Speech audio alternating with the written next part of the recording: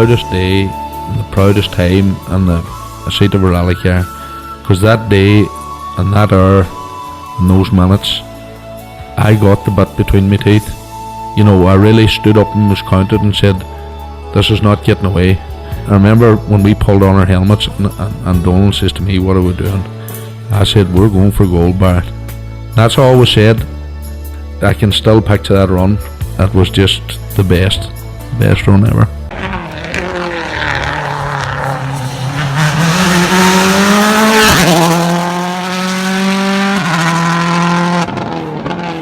Welcome along to Krunching Gears, Let's Talk Rally, episode 26. I'd like to welcome along to start with, I know, Conor Edwards. Conor, you're welcome as always. Kevin, thank you very much. Again, delighted to be back on the episode. Yeah, I had a wee break there last week with holidays and one thing and another, so it's good to be back. In this episode here, we catch up with Jon Armstrong, Adam Hall, Desi Henry. We had a quick word then with Aaron McLaughlin and Stephen Reid, Simon Reid and Hayden Paddon. But I suppose really we should maybe take a wee quick look back at Cork because we missed it last week. Fascinating battle. This Tarmac Championship, it keeps giving, Conor.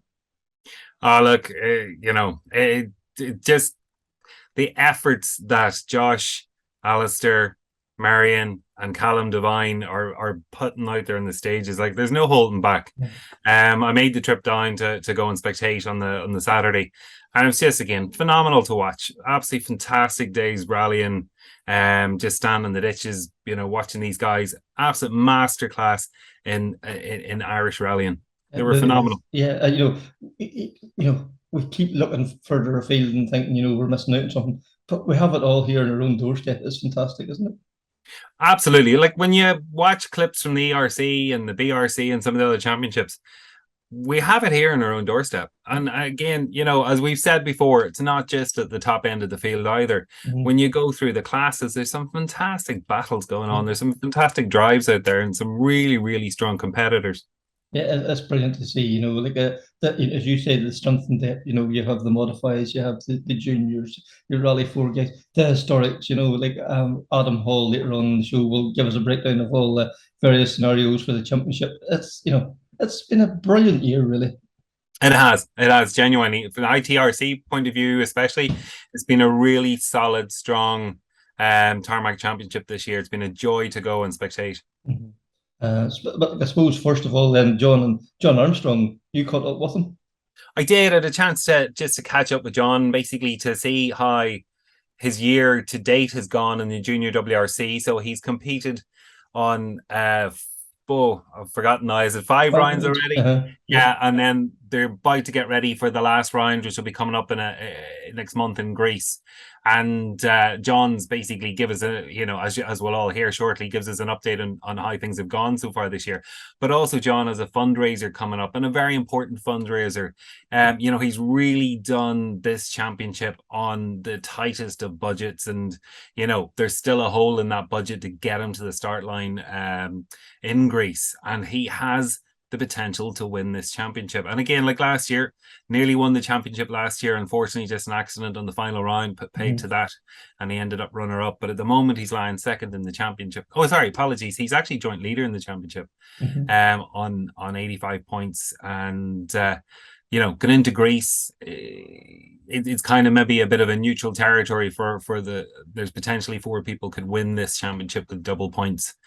And it's just, as I say, there's a fundraiser to try and get the final piece of the jigsaw together for him financially.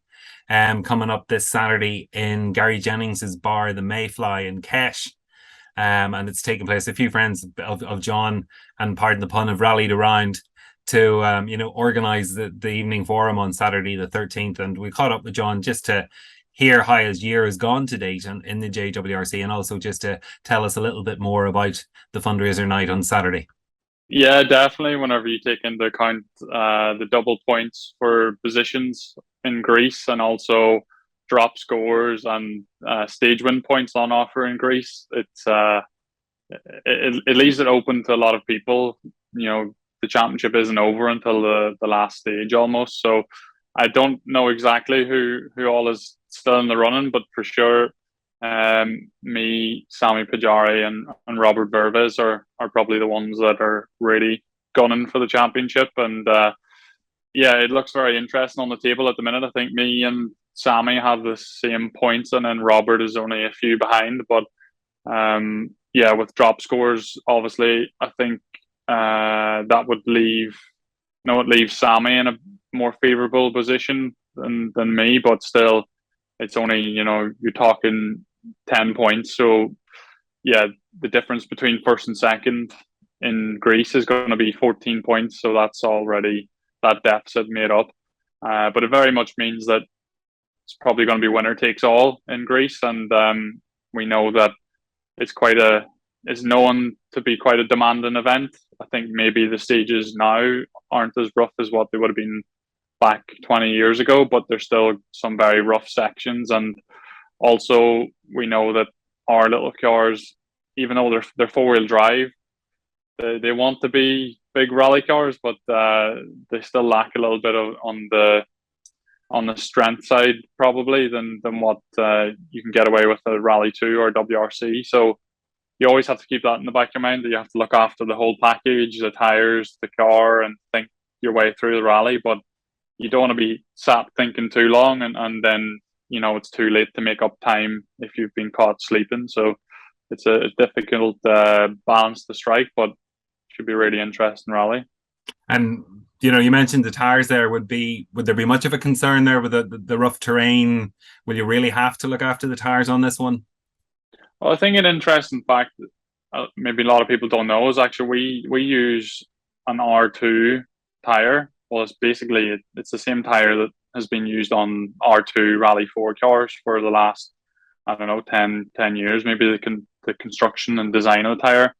The Rally 2 cars and WRC cars have a more robust design and slightly stronger sidewalls. So yeah, obviously, if we have four-wheel drive, we're going to be going into corners a lot more sideways than a two-wheel drive car. So the sidewalls aren't as strong. So it's always something that we have to be a little bit careful of. But yeah, it's one of those things. Probably run the tire pressures a bit higher as well to try and avoid getting punctures. But you're gonna have to strike a balance there where they're not too high and you're dropping lots of time as well. So. But for sure, punctures are always a risk on any gravel rally, especially the rougher ones. So, yeah, we'll have to try and avoid those if we can. But at the same time, the puncture is not the end of the world. If you can drive to the finish, or if you can change it quick enough, then yeah, maybe the other people around you will also have some issues. And if you can overcome an issue, let's say dropping the least time possible, then you're still in the mix at the end of the rally. So yeah, we'll see how it goes. And round 4 was in Estonia, and your competition's coming from Sammy, who's a Finn, and from Robert, who's Estonian. So you were probably a bit on the back foot there. You were 1 point ahead going into that, and now after Estonia, you're level points with Sammy, and Robert's only one behind. Do you feel Greece kind of levels the playing field for all of you? I think it does probably level a little bit, just because none of us have been there before, and yeah, it's a terrain that probably doesn't really suit any driver in particular. There's no drivers that are coming from somewhere like Spain or even Greece or Portugal that would be really familiar with that type of terrain. So yeah, I think it probably is not a bad rally to finish with, in terms of, say we had to finish the championship in Estonia or Finland, then it would be maybe a bit more difficult. But yeah, I think it's going to be all about just trying to get into a good rhythm on the rally, and try to obviously put in some good stage times and stay out of trouble. And yeah, it's going to be difficult to know who's going to be the champion until that final stage is finished, because even then, it's not over until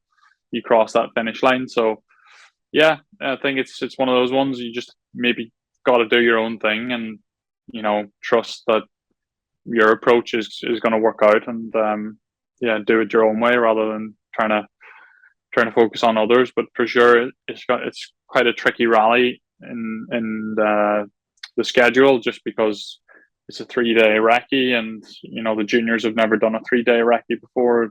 To my knowledge, I've never done one.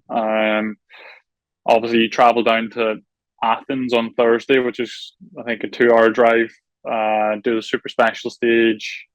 Then there's a overnight regroup after that, and then on Thursday night, and then on Friday morning you'll start from that Park Fermi in some other part of Greece and start the Friday stages. On Friday, there's a lot of single pass stages, which is something that, again, not many of us is probably really familiar with. You're only getting one shot at a stage, and I guess if you can nail that stage, or you've got really good pace notes, then you'll have a really good time. But again, that's something that's a bit different for us boys that's used to 2 or 3 passes on a rally of one stage. So it's going to be quite interesting, and a lot of kilometers to cover, and they're going to be long days and a long week. And we all know it's extremely expensive to go rallying, and certainly it's been quite a challenge putting together a budget, to do this junior WRC campaign. And, it's fair to say you've been doing this pretty much on a shoestring. You haven't had money for pre-event testing. It was pretty last minute even getting your entry in for the first round in Sweden, as you were still, trying to find sponsors and backers. Yeah, everything came together quite late this year, and Sweden came together very last minute, and thankfully, we've had a lot of good people around me and sponsors coming forward to get me and Brian where we are now. But there's always been that hole in the budget, and when I say a hole in the budget, I mean, that's just to get us to start the event without testing, like you said. So we sort of always knew it was going to be hard to finish out the season, because that budget was always missing. And it's always difficult, because I've went back to some of my current sponsors and got more money for events such as Portugal and Estonia, and there's only so much that people can do to support you, and we're really grateful that everyone has done that so far. But for sure, we need to try and get to Greece now, which is why we're doing the fundraiser night. And it's been really great, the support that we've had towards that so far, and also some of the local guys in Fermanagh that are helping organise that for me. You have the fundraiser this week on the 13th. Can you tell me a little bit about it? Yeah, it's going to be in the Mayfly in Kesh, County Fermanagh. Of course, Gary Jennings is the owner of the Mayfly at the minute. I guess it's sort of let's say a normal schedule for fundraiser. We've got a bit of a rally car display that's starting at 7 p.m. out the back of the Mayfly. There'll be a chance to mingle, and there'll be lots of people from the rally community there. From Fermanagh and surrounding counties like Donegal and places like that. Hopefully, we're going to have some special guests on the night too. Some familiar faces, but just can't confirm totally at the minute. But there'll definitely be some legends of the sport and from motorsport. So really looking forward to seeing all those people and having a good chat. There'll be some live music as well, and then we'll also have an auction, and we've been posting on my Facebook page and on the Facebook event page some of the items. We've got some really cool stuff like passenger seats with the likes of Gary James and Catherine McCourt, and Mick O'Hurnan, which was a surprise. That one came in very late, but even myself, I would like that one. Very, very cool. So, but yeah, we've got lots of stuff. We've got the helicopter experience and the Ulster Rally. That's another brilliant one to get. We've got the Craig Breen fireproof underwear top.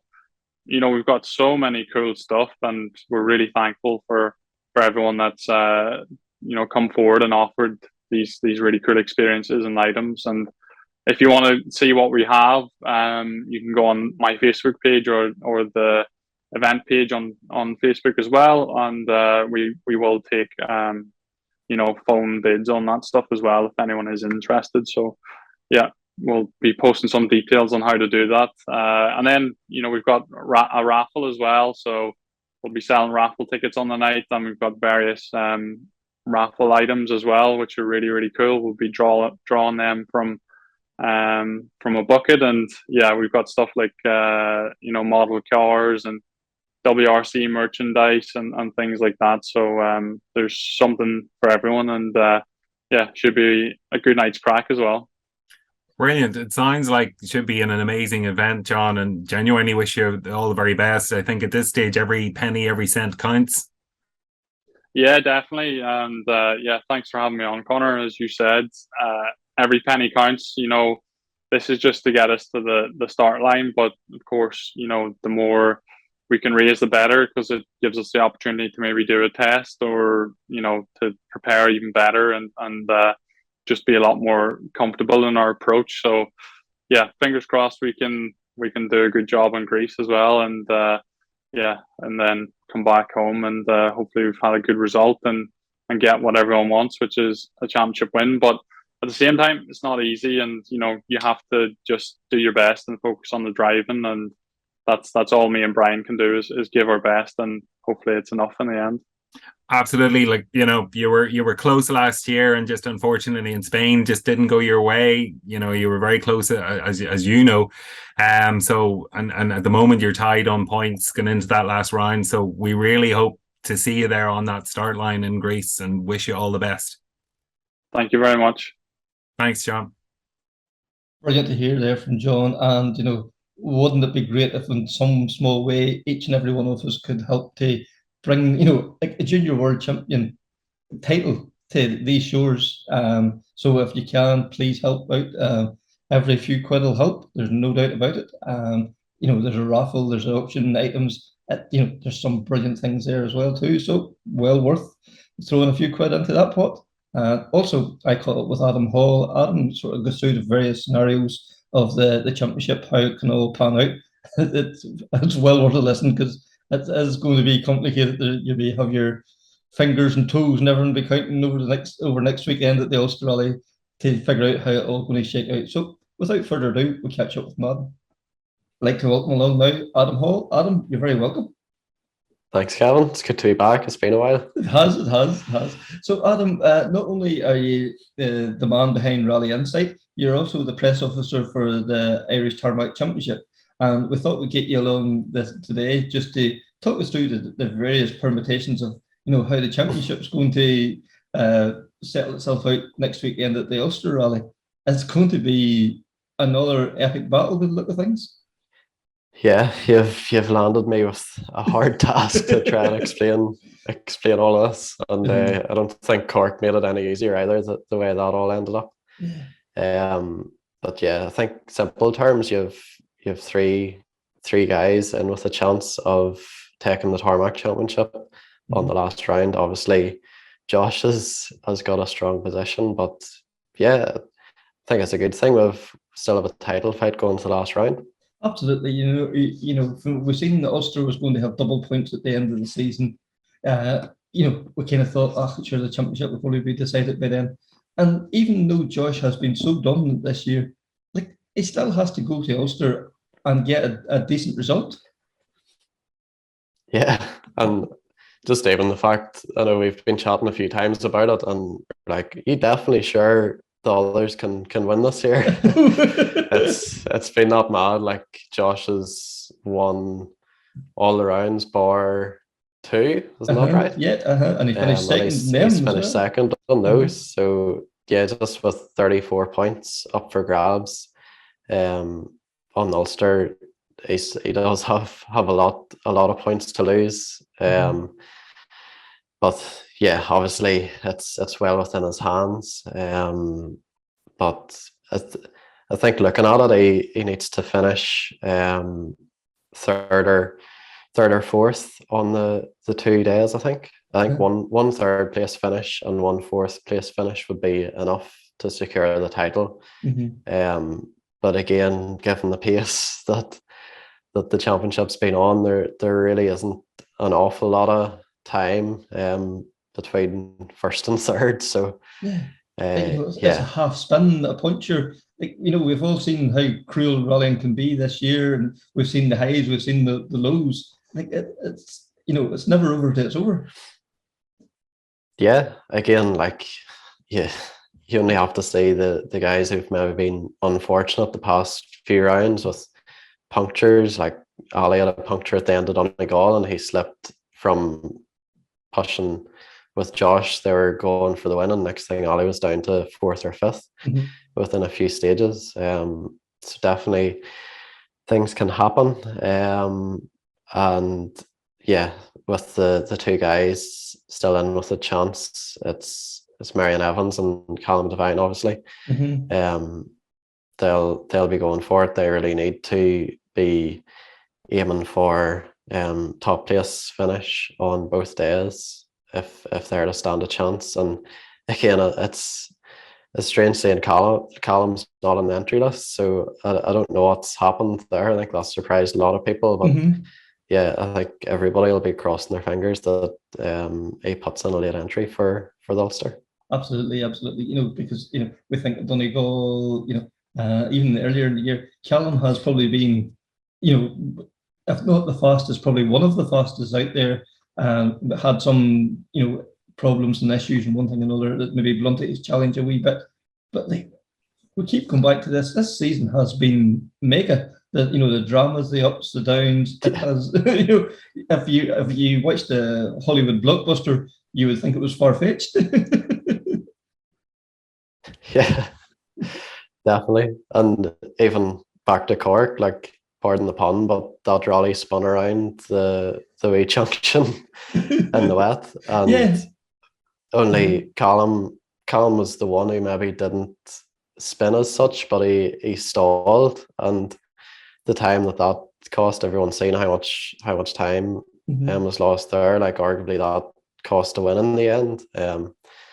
But again, just the pace has been good. Obviously, Ali had a good run in Cork as well, but that ended early, unfortunately, and he slipped out of the title challenge. But yeah, we've had four guys now pushing for rally wins over the full season. Don't know when the last time it has been that's happened so consistently. There hasn't really been a rally where somebody's run away with things, or it's got boring after the first loop of stages, and if I ever thought it was going to get boring, something suddenly happened and turned the rally on its head. So yeah. And then like said, then Desi Henry come into the circuit Ireland and was on spectacular form, and then unfortunately had issues with the car. And Desi's going to be back there as well too, so he could he could be the wild card in the mix of that whole championship wrangle as well. Yeah, definitely a dark horse. His drive on the circuit, he was blowing the guys away. He was, 14, 15 seconds up on them until the car gave up. And yeah, he's had a bit of time in the car since, and he's been working on some things with the car. So hopefully for reliability's going better now. He'll be right in the mix. And again, with the championship points side of things, all that battle going on, having Desi there hopefully just gone on for a win or a podium or whatever, it just adds something different into the mix. And three sharp stages, I think, on Friday, with one in darkness at the end as well. So definitely, I think end of Friday night, there'll be plenty to talk about for everyone, I think. Absolutely. And and we can't forget Marion Evans. Marion Evans started in Galway so strong. He really seemed to take the step forward, and then I'm sure he won't mind me saying, it seemed he lost his way a wee bit there, but come back into Donegal and Cork, he was back on the pace again. So definitely can't discount him for the Ulster Rider. Definitely. Like he's always been there. I think you never know what the Ulster's like with weather. It usually ends up being fairly changeable. I know it's sunny this week, but there knows what it'll be like come next weekend. But yeah, no, I think Marion definitely won't be far away, and he seems to go quite well in mixed conditions too. Yeah, it seemed to sit his style. So, so as you say, the three guys there have it all to play for. And if we thought that was going to be, a mix, what about this modified battle as well? Like it's anybody's game at this stage. Yeah, you're right. And again, as another tale in Cork, we thought James Stafford had it in the bag, and then he had suspension failure, and then Colin Byrne picked up the top place, and yeah, thought he was gonna take top points home and would have gave him a nice gap at the top of the championship, and then obviously he hit a bail and retired, and Simon Reid was the next man, and he was able to bring it home this time. So that's propelled him to the top of the standings just like that. So he's got 48 points. Stafford's got 44, Colin Byrne's got 36, and there's still guys within touch and distance behind that. Gareth Black and Damien Toner, they still mathematically have a chance, and they're going to a rally that's closer to home for them. So yeah, I think Damien Toner especially, he's in 5th place in the standings, but he's definitely a strong outsider. Yeah, in terms of, as you say, like the stages are a wee bit closer to home for him, and he always goes well, in the more northern events as well too. So, like as you say, he can't be discounted as well too. And at this moment in time, James Stafford hasn't an entry in. Has he given up his championship campaign, or again a bit like Callum, are we fingers crossed that he make an appearance yet? Yeah, hopefully like that Darren's something special. But I think we've seen in modifieds this year across the 2-day events, like there has been a lot of mechanical trouble, and just I seriously think it's just the pace that the guys have been running at. Like it's must be sore machinery. There's plenty of points being dropped and non-scores. I think even we'll obviously talk about drop scores at the end of the season, but I don't think that I don't think that's having anything to do with the modifieds at the moment, because there's been a few non-scores. So everyone's had their issues throughout the year. Yeah, so yeah, exactly. So no, it's interesting. Like the Simon Reid Colin Byrne battle was quite interesting in Cork, and with Damien Toder coming here in Ulster, obviously he's probably the favourite to win modifieds there at the moment. So just to see what way it all ends up at the end of the 2 days, it's going to be pretty interesting. It definitely is. We'll have to get the fingers out and start counting. And then also, the Rally 4 guys too, they're having an epic battle this year as well too. We think of Ryan Caldwell, Jason Dixon, Joseph Kelly. They're all trading times, and come the end of the rallies, the points has been up on the board too, and there's still all to play for there as well. Yeah, it's a lot closer than you think as well. After drop scores, there's only 11 points between the top 3 guys. Ryan Caldwell is leading that after he had a very good start to the year, and he's never been far away. But Jason Dixon sort of took the championship by storm over the past 3 rounds. He's scored top points in each round since Killarney. So he's 11 points behind Caldwell as it stands at the moment. Obviously 34 points on offer. So yeah, it's all to play for. And I think those guys just drive hard no matter what. So we'll see what happens.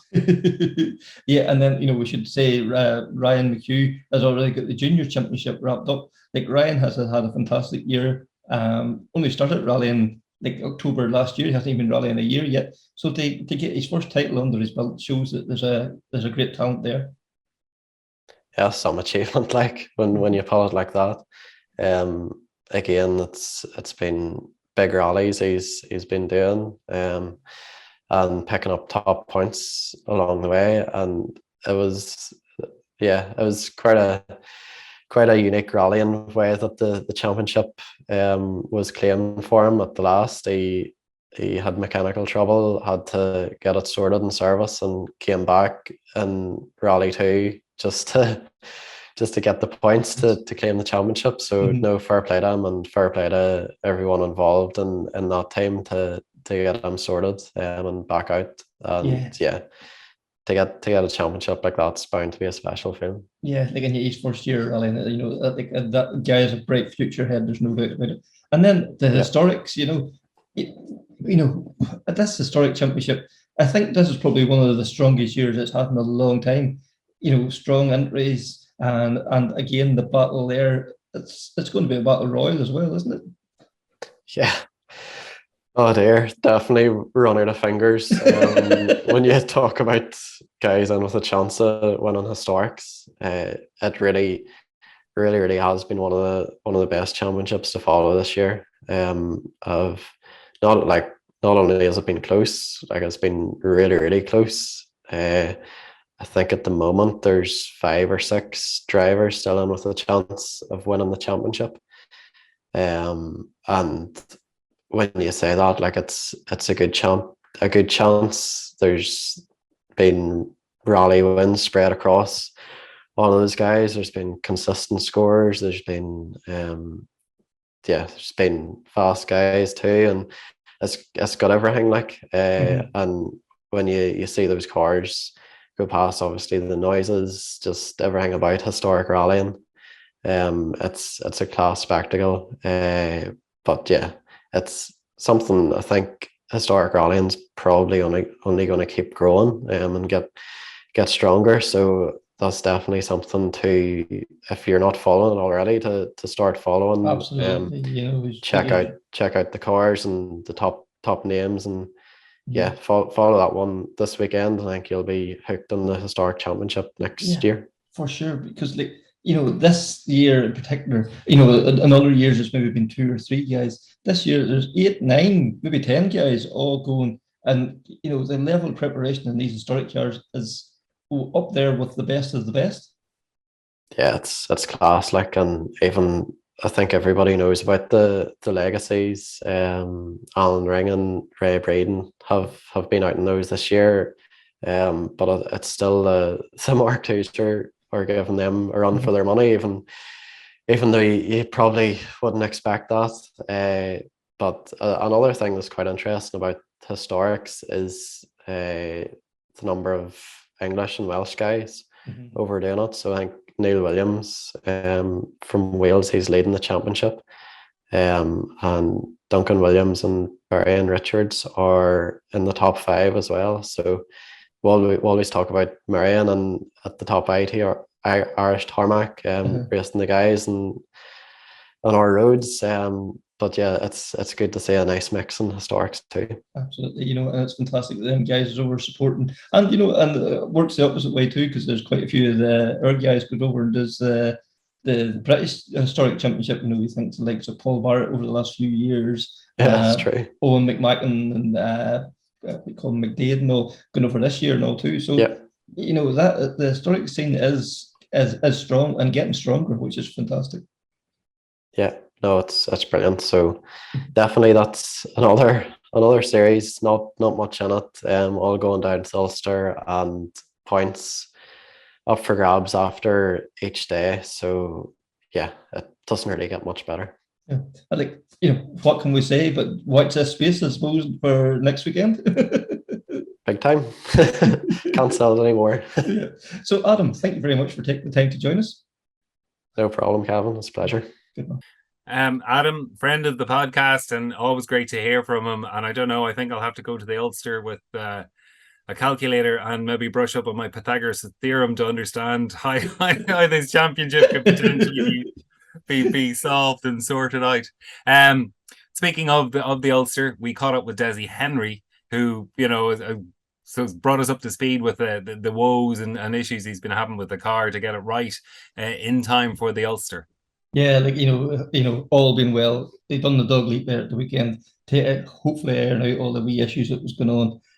It's great to hear the close relationship they have there with M Sport as well too. So it's good to see that everybody's all pulling together and trying to get these issues all sorted out. Also, we catch up with them with Joe Sharp's help as second and third place guys from the dog leap. There was Aaron McLaughlin and Stephen Wright. So without further ado, let's hear from Desi.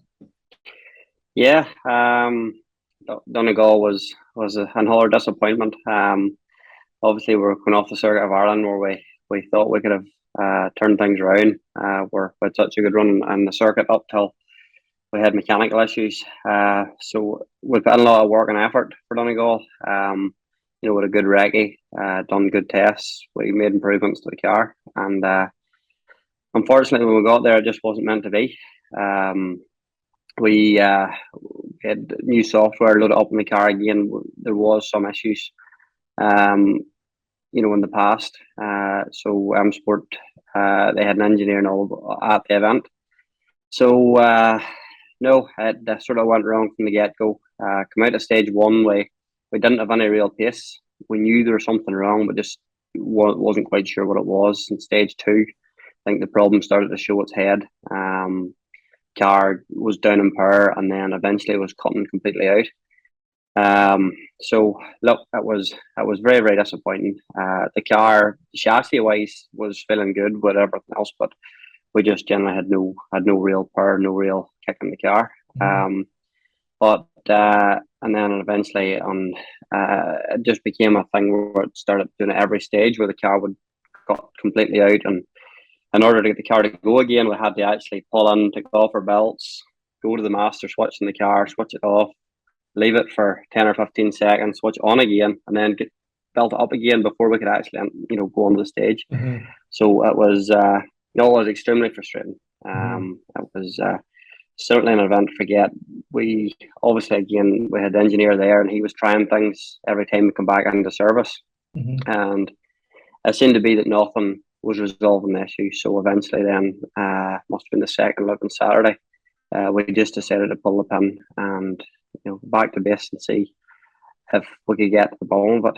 So no, it was certainly a Donegal to forget. I think I'd said to you before, Donegal was never a lucky event for us, so it can continue to be the case. So there's always next year. Exactly, yeah. Because there was no point to continue and end up then overdriving and maybe having an accident or something like that, and it wasn't there was nothing to be gained, I suppose, really at that point.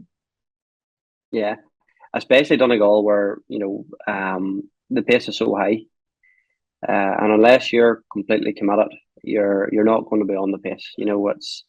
It's very, very difficult when you're not in that battle, when you're not in the middle of it, to put the foot down and not so much take the risks, but just have the complete confidence to push on.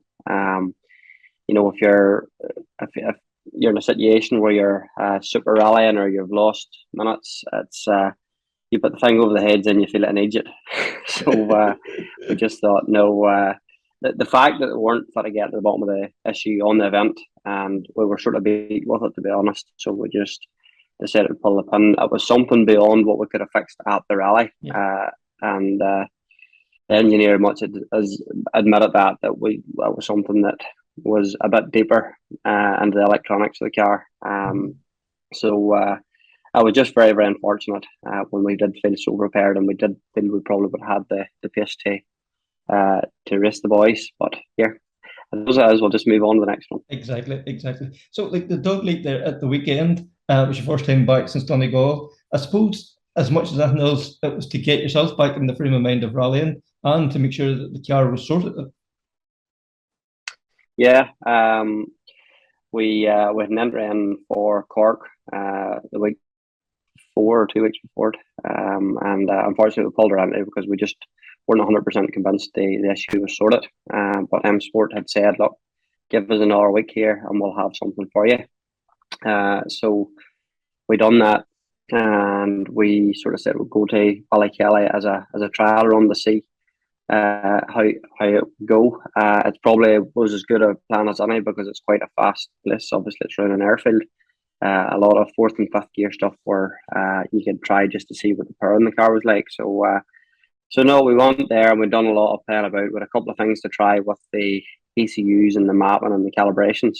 And we took us a few stages just to get everything right and set up properly. And then from half, we sort of give ourselves a wee bit of work to do in the second half of the day. But luckily enough, it all came together. But no, it was a great, very close battle. There was only a few seconds and then up between the top three. So them places, naturally you're driving around the complex and you get to know the stage very, very well. So you're looking for every single second or every tenth of a second you can. So it's it was a good test to make sure that the problems with the car had been resolved, and thankfully the car never coughed all day. So we were very, we were probably lucky or glad we went just to get that out of the road before the Ulster. Because sometimes you can do as much test and as much trial at these things as you want, but it's only when you put it into an event is when these things can start and raise their head. But I do know M Sport is working very hard. Like they're not shying away from the fact there has been some issues. It's not my car. It's a generic problem with some of the mapping. But I think they have got to the bottom, but they found what the problem was and where it lied. And I'm pretty confident now that we'll be getting into the Ulster now with a fairly competitive package. Excellent. Because it must be reassuring from your point of view that was nothing you were doing wrong as a team. That that this was outside your control. So at least now that it's sorted, it's dealt with, and that you can forget about it as such. Yeah, it's very difficult to prepare for a bigger rally like the Ulster or Donegal or anything when you're not sure maybe if the thing's right or not. But in the background you had M Sport saying, look, we are fixing this. It's getting resolved. We're nearly there with it. And even at the weekend there, I think you had a few cars out in Finland, and there was no issues over the entire weekend. So no, I do think they're on top of the problems, and we just need to make sure that we've all the boxes ticked now going forward till the Ulster.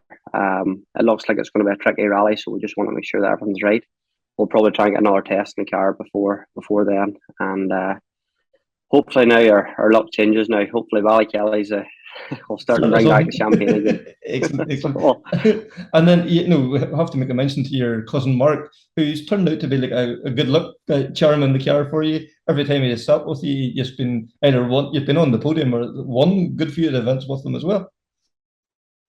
Yeah, Mark. Funny, we were having a couple of beer on Saturday night after I come home, and he did comment then he reckoned that his record was probably better than Daniel Elena's. So as far as the success percentage of start to and we did actually look it up, and he is more successful than Daniel Elena in victories per start. So his fee will be going up now. That'll be the problem. That's it. So he thoroughly enjoyed himself, and he seems to be a lucky charm now. So he does. Excellent. So we'll look forward to the Ulster. You don't have to worry about the championship or anything going in there. And as you say, you showed in the circuit that the pace was good. You have to go in there now confident of securing a good result. Yeah, look, we're in a no pressure situation. We can go and do our own thing. We don't really have probably the mileage some of the other boys have had under their belt this year. We've sort of done some smaller events, and obviously we've tied in with some of the bigger events like the circuit in Donegal. But look, all we can do is go on with the best preparation we can do, try and make a good set of notes. And but historically, the Ulster is a difficult rally. I think this year the same things is no different. I think the stages are quite narrow and tricky. The weather usually plays a big part in the Ulster as well. So it's the Ulster is not a lot of times not won by the quickest man on the stages. It's won by the person that can get to the finish and not make any mistakes. So look, all we can do is be as prepared as we can be and drive as fast as we can go, and if that's good enough, we'll see in due course. But look, we're really looking forward to it. We think we think we're on top of these issues now, and we do think we can be competitive come the Ulster. Excellent, excellent. And then, after the Ulster, then, we come into the Northern Ireland, then the gravel champions kicks in then, we have some fantastic gravel events coming up. But that's something you normally would show your pace on. Would that be something you'd be interested in as the year goes on? Yeah, we always like to try our hand at the gravel again. So look, we done started the gravel challenge in 5 Mile Town. I believe was the first round of it, and we won it. So we're leading that championship at the moment. So I think there's another 3 rounds of it, which is I think must be the Leglands, the Bushwhacker, and the Sperrins, which is run by Marfelt Motor Club, or our own club. So we'll be obviously looking to get a good run over that. So no, look, I probably will plan now after Ulster to go to the gravel again and go for a bit of slide, get the knobblies on, and go out and enjoy myself for the rest of the year. It's the car, the R5 cars are brilliant in the gravel. They're great crack, and it's usually good competition in them rallies. So no, it's that will be the plan after Ulster, to try and get onto the gravel again and try and enjoy the end of the year. McLaughlin, another good day's rallying. Another good day, just not quite there today now, but it was very, very tight racing all day. We had it all day there. We led most of the day, and then I think we went for too soft of a tyre on stage 5, and we dropped back a wee bit. But there was no catching Desi there at the end of the day when he got going. It was quite the whole. I think we finished 1.8 seconds between the 3 of us for second and third. And you finished up second? I was second, Desi first, me second, and Stephen third. Brilliant. And the conditions were ideal all day? It was. You just can't get a hard enough tyre for that there. It's just as hard can be. And even at that they wear, so they do. But it was tight racing, good fun. But that's what all rallying's all about, sure. It is, surely. It was more like Formula 1 there today, right? Up in rallying. With that tight. And any other plans now for the rest of the year? Or? No, probably we'll be back here for the turkey run again. We might do the harvest, Donegal harvest, right. And we'll probably do this then. Desi doesn't come. And that's a different navigator today as well. Oh, that's the normal man there, so it is. That's Darren. Right. Darren was rallying. Where were you at for Car Forestry? Oh, that's right. You're a different man for the Loughgall. Darren's too busy for me. He's a nobody. Congratulations anyway. Thanks very much. Stephen Wright, another day over rallying, Ballykelly, and you got third overall? Yeah, it was a great day. Really enjoyed it. Weather stayed dry, pace was extremely hot. 3 seconds in the end between the top 3, so it was good fun going into the last stage and coming off it as well. We would obviously rather been the other side of it, but yeah, brilliant day of sport. And the good dry conditions as well, which is great. Yeah, sore on tyres, but yeah, no, it was brilliant. Really. It encouraged everybody to drive on the limit, so and that's probably why the racing was so tight as well. So yeah, great day. And you're drifting the car around a lot of the corners nicely as well, I noticed. Done a wee bit of that, I suppose. Yeah, maybe too much. Maybe that's where the few seconds were. But yeah, it's good day's fun. And you're happy with the car and everything? Yeah, car was brilliant all day. Never missed a beat. We had one wee encounter on the 3rd or 4th stage. We ran wide and picked up a bit of sort of hay on the front grille, so that maybe cost us a bit of time, but I think everybody had their little mishaps over the course of the day as well. So any more plans now for the rest of the season, or what's it? Yeah, no plans is the answer there, but hopefully we'll get out for a couple of events before the year's out. So one event at a time for me at the minute. Well, congratulations on it, well done. Thank you very much. Cheers. Thankful for Desi for taking the time out of his busy schedule there to catch up with us. Another guy I caught up with then was Simon Reid, who was leading the 2-wheel drive battle going into the Ulster Rally. But that championship's every bit as fascinating as the overall battle. It's all gained fine margins. So let's hear Simon's thoughts as ahead of the Ulster. Kevin, at the start of the year, our plan was it was one rally, and that was Donegal, just to get to Donegal now, not to try and battle anyone up there, but it was just get an entry and see what happens. But we had a good enough result in Galway, wasn't the best, but we got around in the horrendous conditions. Went to West Cork after that, and we got a good enough result, and so on. Clarny was good, and then by by Donegal we were second in the championship. So, how can I say? Donegal didn't go too well. We'll talk about that in a while, but then went to Cork, and it kind of just keeps going from there. Yeah, kind of can't stop. You've got sucked in, and like, you know, up to this point, you know, you've been doing like mostly like national rounds and you know, things like that there. So it's been a lot of one day events. Maybe, you know, maybe every year you'll do Killarney or you'll do West Cork or so. How are you finding the 2 and 3 day events? You know, is this a different style of driving that you need to adapt for that? The recce's I'm finding very tiring. I still haven't done a 3 day event yet, so we didn't finish Donegal, so I haven't got I can't say I've done one. But no, look, the recce's are the only big difference. It tires you out a lot, kind of, and it's hard to remember it all, take it all in and all that. So, but other than that, there's no difference. Maybe a bit more of a cost, that's about it. Mm-hmm. And like, you know, having more seat time in the car, do you feel that has helped you develop as a driver this year then as well? Oh yeah, well, seat time is the main thing. Like the more seat time you get, the quicker you should be getting anyway. But like I have 1 or 2 friends there to help me with the car, set it up and all that, and that's what made a bit of a difference this year now. So I was kind of never happy with the car since I got it. Coming from a front wheel drive car, I struggled a bit. I was trying to drive it like a front wheel drive car, but I have a good friend there and he helped me a lot with setup in the car, and it seems to make a bit of a difference the last 2 rallies, kind of time wise. So and these class 14 cars, you know, like they are a phenomenal piece of kit. Like it must give you such a great buzz every time you step into one of them. Oh, it does, yeah, but I don't know how we'll say Kevin Eves and Ryan Loughlin and all of them lads, they're just on another level altogether. Like, and I wouldn't say I have the hang of it yet. I'm not there or thereabouts, so still a bit to go. So, but hopefully we'll get there eventually. And you mentioned Donegal, you know, like we all know it's the one event that everybody wants to go and do well in it. Like, you know, you said you come away disappointed, but even to roll over the start line on the Friday, you know, being at like such a rally fan that you are, that must have been some buzz.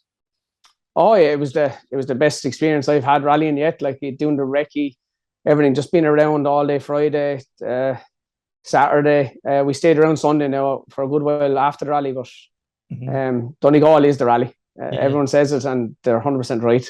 Yeah. Like, so, even, you know, from the driver's briefing on the Friday morning, like there's no other event in the country has a driver's briefing like it. And then, you know, into Saturday you get in, you know, the likes of Fanad and Knockall and things like that there. You know, that must be every driver's dream. Yeah, well, unfortunately, I never seen Knockall. I went off and Fanad on the first run Saturday, so I didn't get back out till the last run, so I missed Knockall. But the driver's briefing is just like giving a drug addict heroin. Like it has everyone wound up from the word go. But no, look, the stages are incredible up there. The lads know him a lot, which is for sure. They still have to drive him.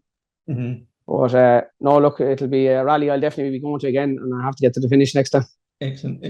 So we'll get back on to this year for yourself. Having Jon in the car, does that allow you to concentrate in your driving? That you know everyone else is more or less looked after. That you just have to, you know, concentrate on the driving, nothing else.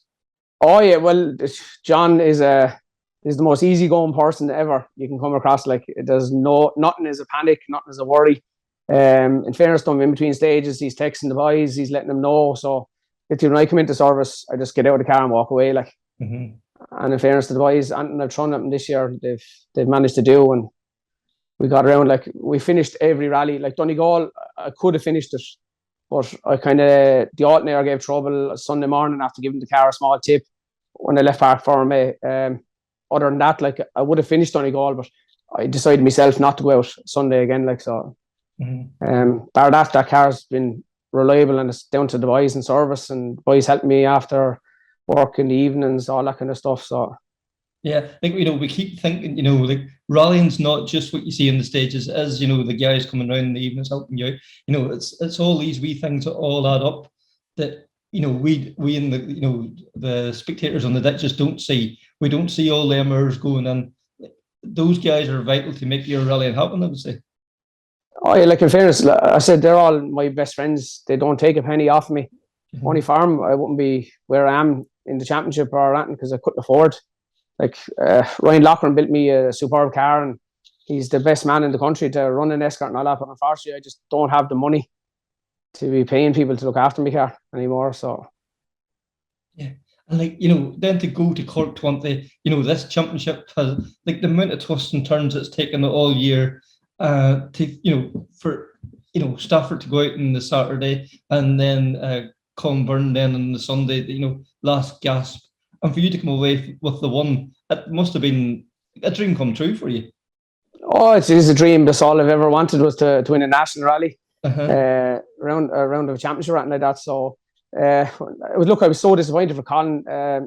Colin has helped me out this year outside of rallying, like financially to get to rallies and everything. He's an unreal competitor, like to be dealing with. He's the nicest man you'll ever meet.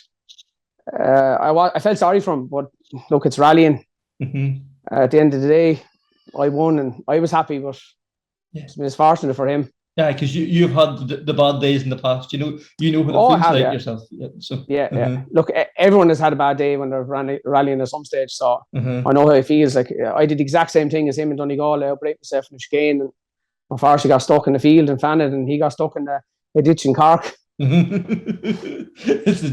the great joy of the sport, why we keep going back, isn't it? Oh, that's it. It's a drug. It's a drug. It's for sure. So coming away then with that one, it's left you going in now to the Ulster now in 2 weekends time.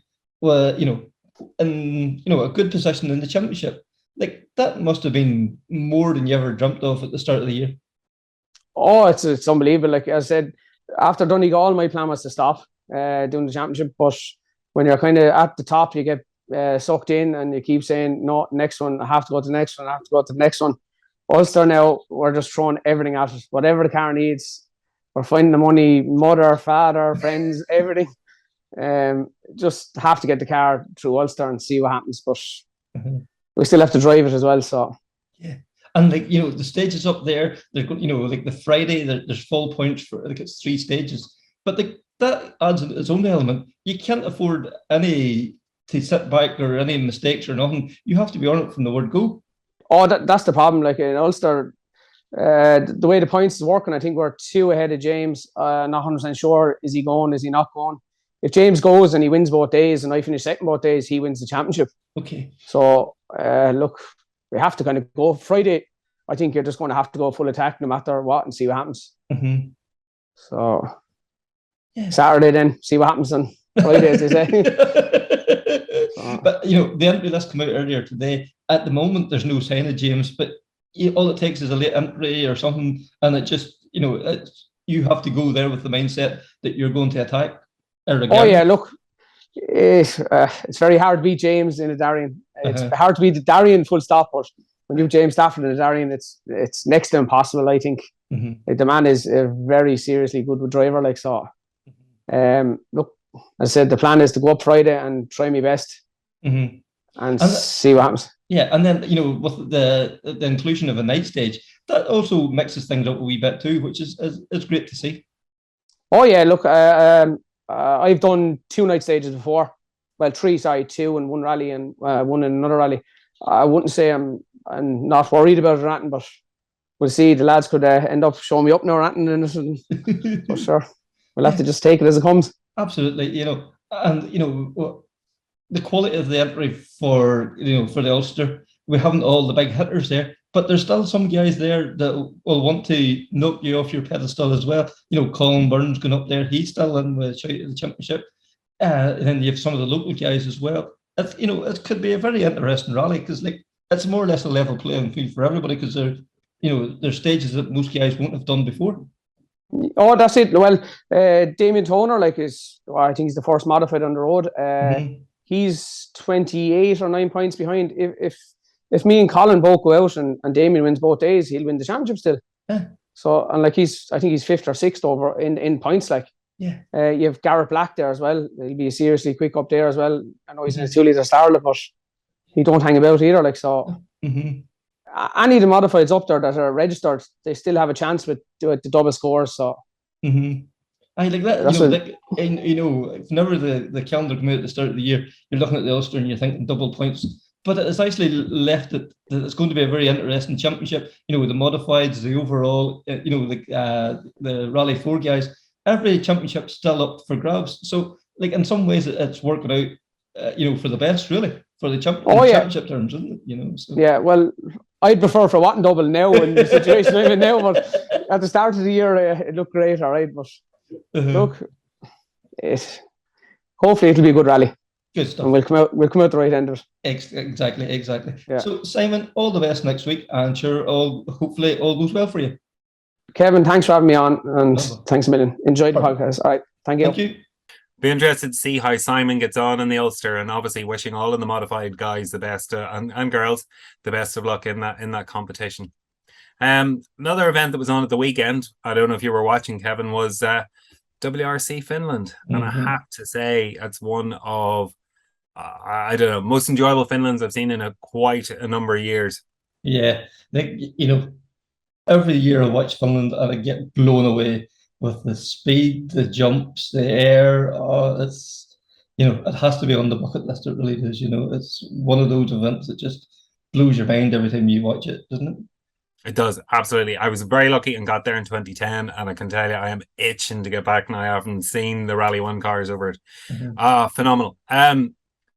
I don't know what happened, but Ike Tannock showed up. Yep. The Ike that we know from a couple of years ago reappeared. And he finished first in a car that shouldn't have finished first. No, because we've seen Neville and Solberg, Solberg in particular struggling with the car. Neville had no confidence in the car at all. For Tannock to do what he done is just it defies logic, really, doesn't it?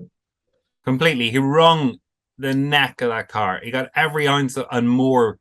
And especially when you saw him in Estonia, where really he showed he was uncomfortable in Estonia. In Finland, he said he was uncomfortable, but gee, he didn't look it. Absolutely not. It just we'd almost discounted them before it even started. We just thought, this, which of the two of us was going to win the rally?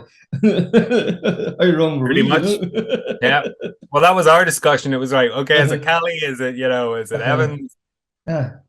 Obviously Kelly probably was hampered running first on the road on Friday, but still, even when they come back on, Saturday and Sunday when they were more or less running the same place on the road, yes, he closed in on them, but at no time did it look as if he was going to lose the rally.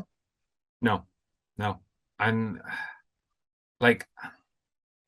in control, out of control is how I would describe watching that car on the stages when a guy, I literally followed every stage on WRC.com, and it's just incredible how he drove that car. Because we're so used to saying, the car looks as if it was on rails or whatever. Yeah, that car doesn't. oh no, anything but.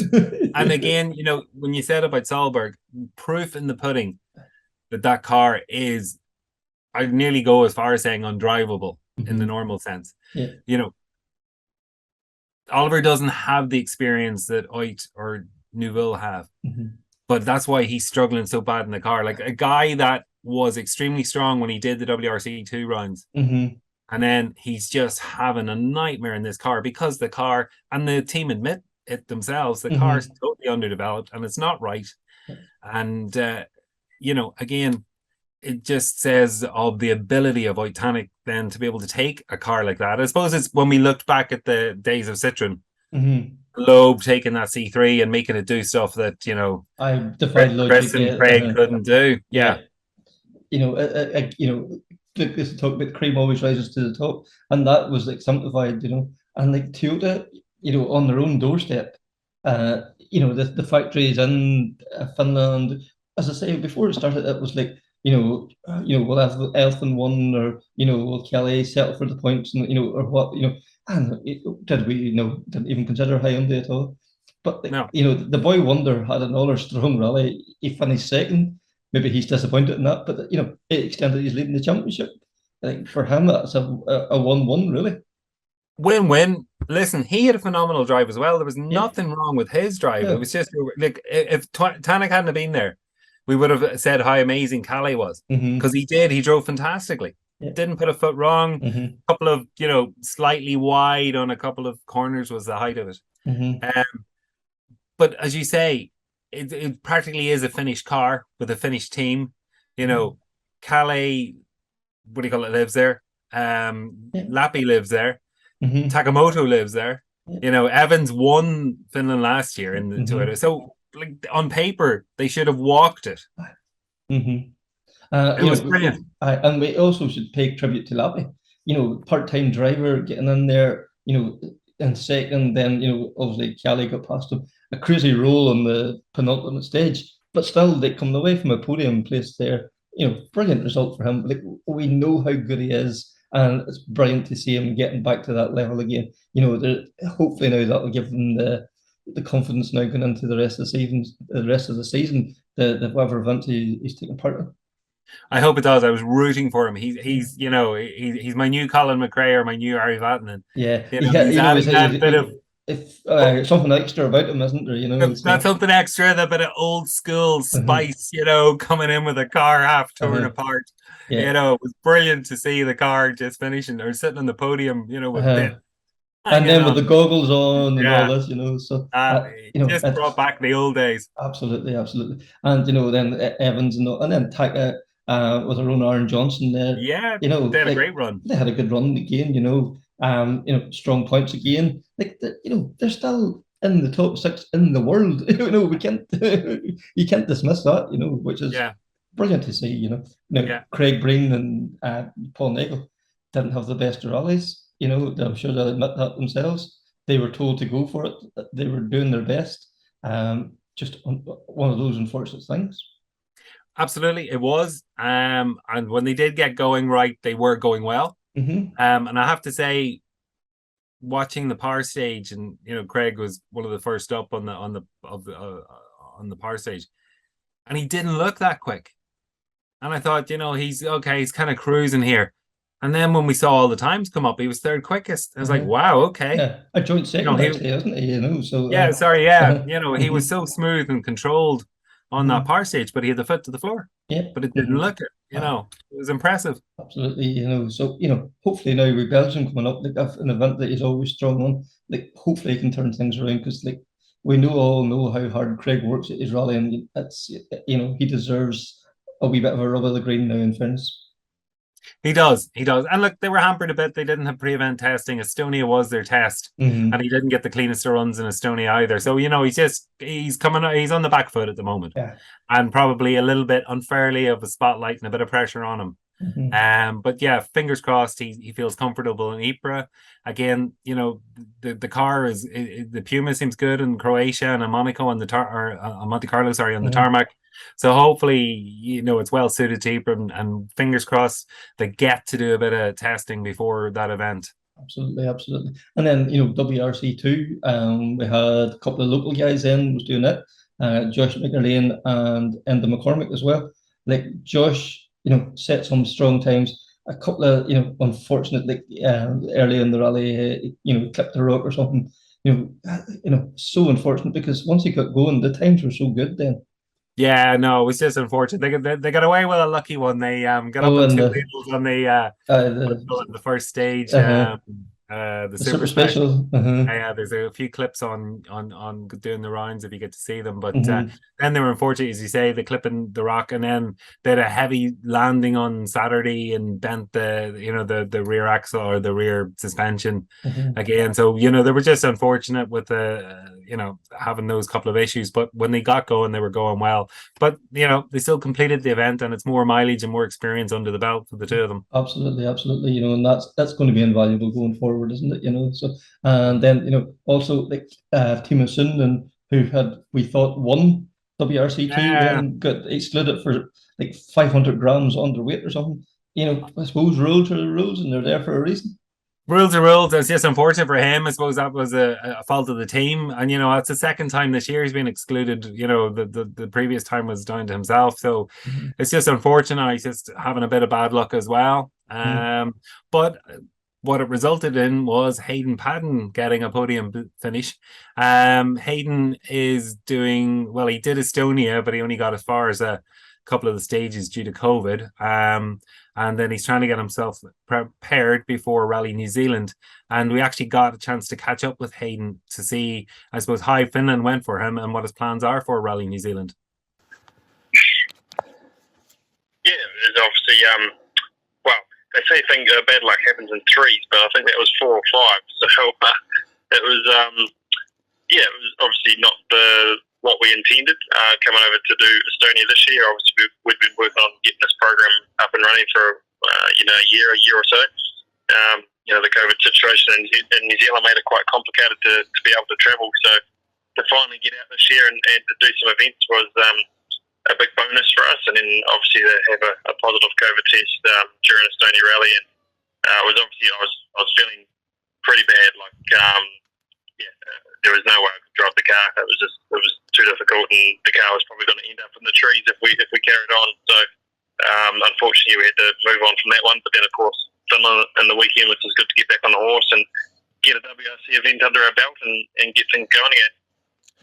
So you've just picked. So basically, you put together a program. So you're gonna tackle. The plan is tackling 3 WRC events this year, with the aim of going for the WRC 2 championship next year. Is that correct? Yeah, that's the plan. The whole plan was based on 18-month program. So this year to get up to speed and learn the car and develop the car, and for our team to gain experience. We're running this mainly with our own New Zealand team, and most of them have not done rallies outside New Zealand. So it was an opportunity for everyone to come over here and to begin to learn. Okay, now we've done Finland, we'll go back and do Rally New Zealand and get ready for next year. But obviously the biggest factor for next year is still the budget. We don't have the budget in place yet. And it's the determining factor if we can get back to do the full season next year. And you've obviously been working for quite some while to put this budget together, and once again you seem to have really strong support from Hyundai New Zealand. I mean, how important is it to get one of the brand importers behind you? Oh, it's a massive part. We are representing Hyundai New Zealand, and we have done since 2014. So it's a relationship we've built up over 8 years now, and that's something that we're both very loyal towards. So yeah, they've been a big supporter of ours. And saying that though, we still have a lot of funding to find. We still have over half the funding to find to put the program together, which is a big challenge. But it is something that I have been working on the past months, and I'm still working on now. And the intention is that we do next year. We just have to find ways to make it possible. We have the car, we have the team, we have all the resources in place. It's now just that last piece of the puzzle we need. And you came over to Europe to pick up a new car. So you have a new i20 Rally 2 car, and then you obviously wanted to get a bit of experience under your belt as well in events outside of New Zealand. So the first event you did, which was probably a testing session, really was a rally in Latvia, just to get to grips with the new Hyundai. Yeah, well, we took delivery of the car one day before the rally, so no testing, no nothing, straight into qualifying and into the rally. And it could have gone either way. We obviously had the base set up in the car, and I guess I was hoping that it was going to be quite close to what I need for my driving style. Unfortunately, it was a little bit the opposite. It was a long way away from what I'm normally used to driving, and during a rally, it's obviously difficult to make big changes, so we could only fine-tune it during the rally. But we certainly struggled with the car in Latvia. But in saying that, it gave us a lot of very good information and data that we're able to use to make changes after Latvia. And obviously, next event was Estonia. You were feeling under the weather and really didn't get much mileage under your belt, and mightn't have been in the right headspace even to assess where the car was at. So I suppose you kind of maybe came into Finland a bit in the deep end. Would that be right with regard to car setup? Yeah, we're definitely on the back foot. Things didn't go to plan.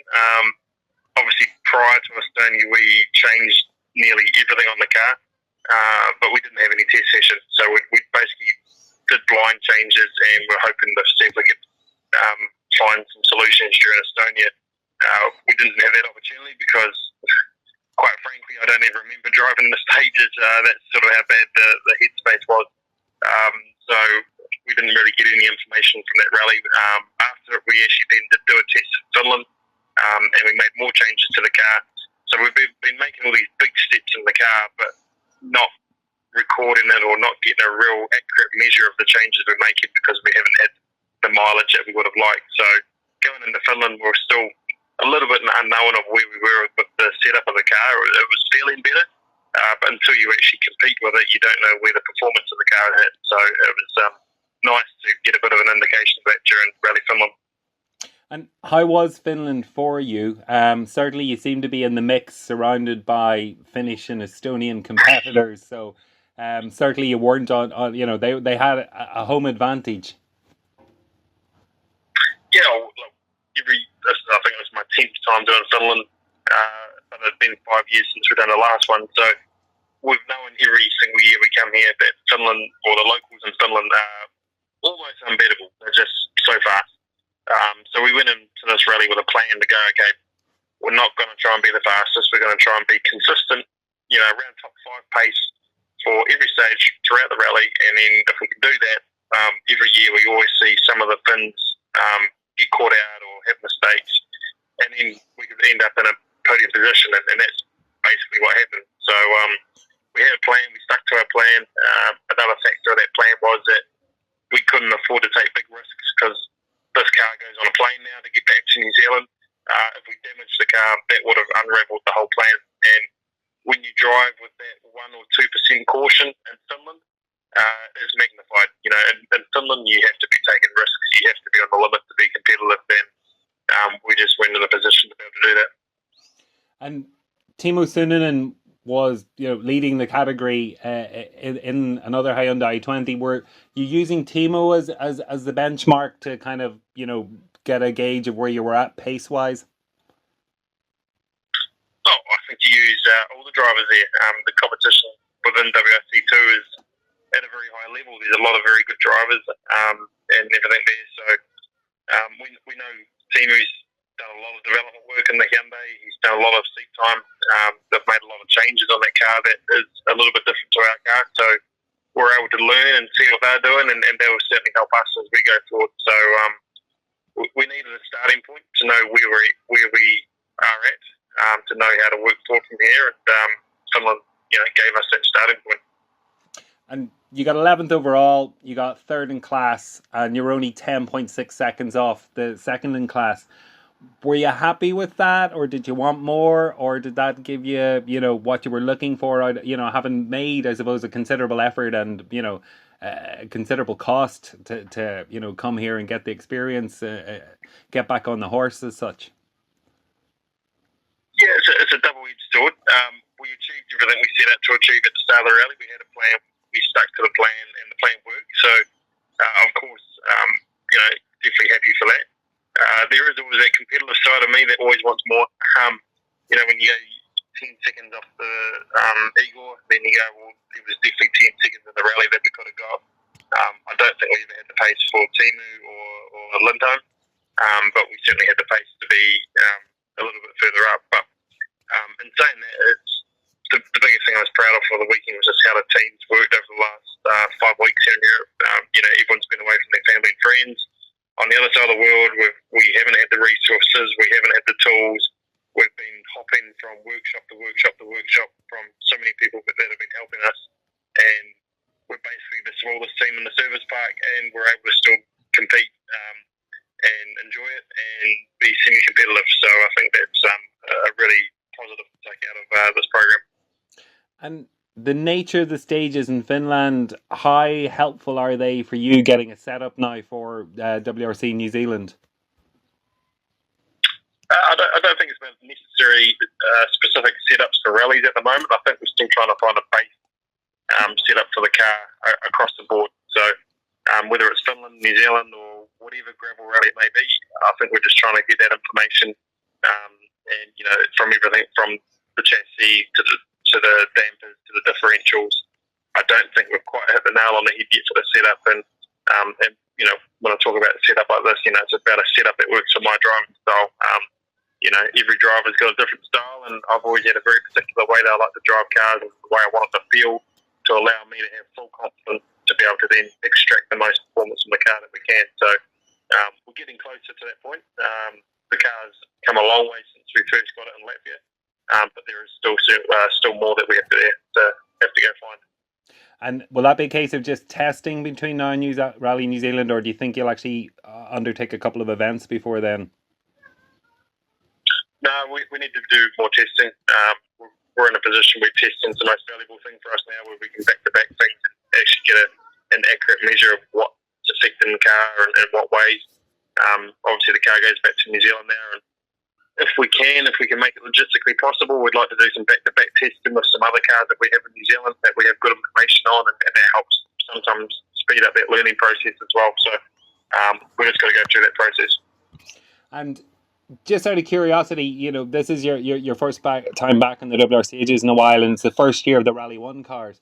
And, there was reports from a few competitors I've heard on various events in Estonia as well as Finland saying that they felt that the Rally 1 cars are a bit more aggressive on the stages, the ruts seem to be deeper, etc. I was just wondering if you had noticed any real difference, or that the stages ended up in a rougher condition after the Rally 1s whenever you'd gone on the second pass. For sure, Finland always cuts up on the second pass. We saw it again this year. There was some very rough sections. In saying that, I wouldn't say, from what I saw 4 or 5 years ago, I wouldn't say any rougher than what they used to be. But there's so many variables to that as well. Like, during the reconnaissance, I thought the stages in Finland this year were in a very good condition. They seem to be a little bit more hard packed. I think there'd been some more rain during the summer, which had compacted the roads a little. So in that sense, I wasn't expecting the roads to cut up so much. So it was a surprise to see the ruts on some of those narrow sections. So I'm probably not the best judge in that when it's been a while between drinks. But yeah, it's nothing unusual to see quite rough roads on the second pass. And you mentioned the car's going or on its way back to New Zealand, and there was a story there just about, I suppose, the increased costs involved in that, and there was talk of the WRC promoter possibly stepping in to support you with that. Is that true?